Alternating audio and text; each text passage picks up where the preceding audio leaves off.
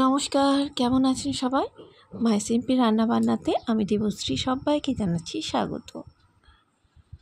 আবার নিয়ে হাজির হয়েছি আপনাদের সামনে আরও একটি ব্লগ। তো আজকেও দেখুন চলে গিয়েছি ডাক্তার বাড়ি, ডক্টর দেখাতে বেহালা। তো সেখানে দেখিয়ে দিচ্ছে কিছু ব্যায়াম। তো ডক্টর দেখানো হয়ে গেছে, তো এবার ফিরছি বাড়ি। তো বাড়ি ফেরার আগে আমার হাজব্যান্ড বলল, চলো সামনে যেহেতু কালীঘাট, তো কালী মায়ের দর্শন করে আসি। তো সেই জন্য চললাম কালী মায়ের দর্শন করতে।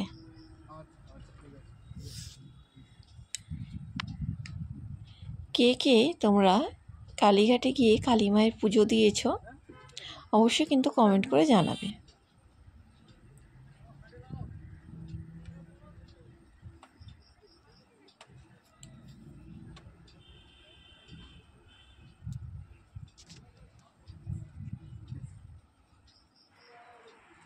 গাড়ি একদম ভেতর পর্যন্ত যাবে না, তাই ওখানেই পার্কিং করে মানে মন্দিরের বাইরেই পার্কিং করিয়ে এবার হেঁটে হেঁটে ভেতরে যাচ্ছি।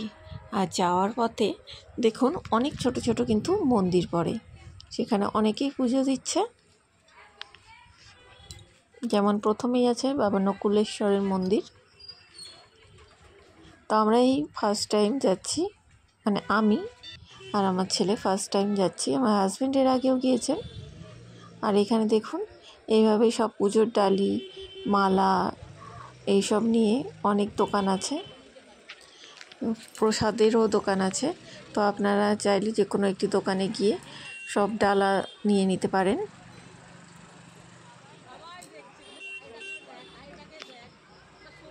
তো আমার যেতে ভীষণ কষ্ট হচ্ছিল, কিন্তু তবুও মনে সাহস রেখে জোর রেখে একটু যাচ্ছিলাম।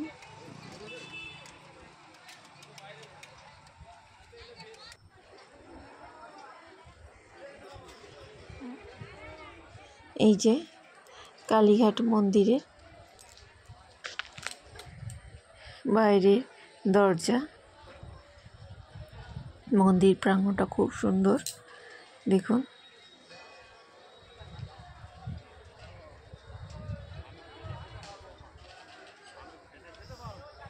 আমরা পৌঁছেছি পুরো একদম সন্ধ্যারতির আগের মুহূর্তে।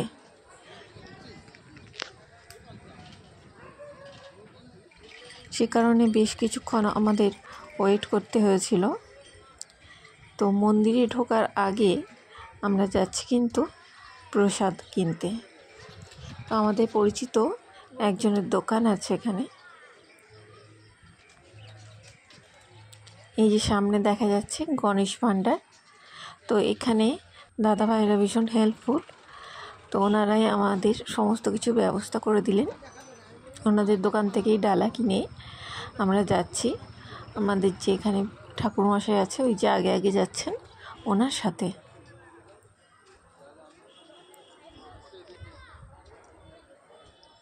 যেহেতু আমি অসুস্থ এবং বেশিক্ষণ আমি দাঁড়াতে পারবো না, তাই ভিআইপি লাইনে গিয়েই আমি পুজোটা দিয়েছি। তাও একদম ঢোকার মুহূর্তে কিন্তু মন্দিরে দরজা বন্ধ হয়ে গিয়েছিল, কারণ সন্ধ্যার হতে টাইম হয়ে গিয়েছিল। তো সে কারণে সাধারণ দর্শনার্থীদের যাওয়া বন্ধ ছিল।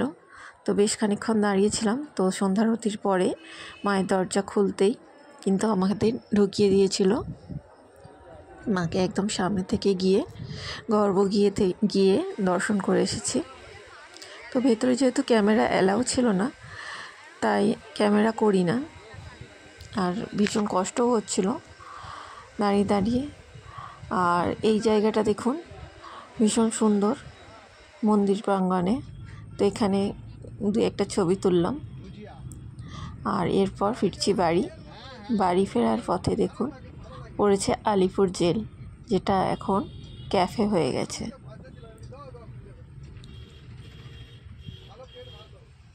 তো বাড়ি ফিরে চলছি।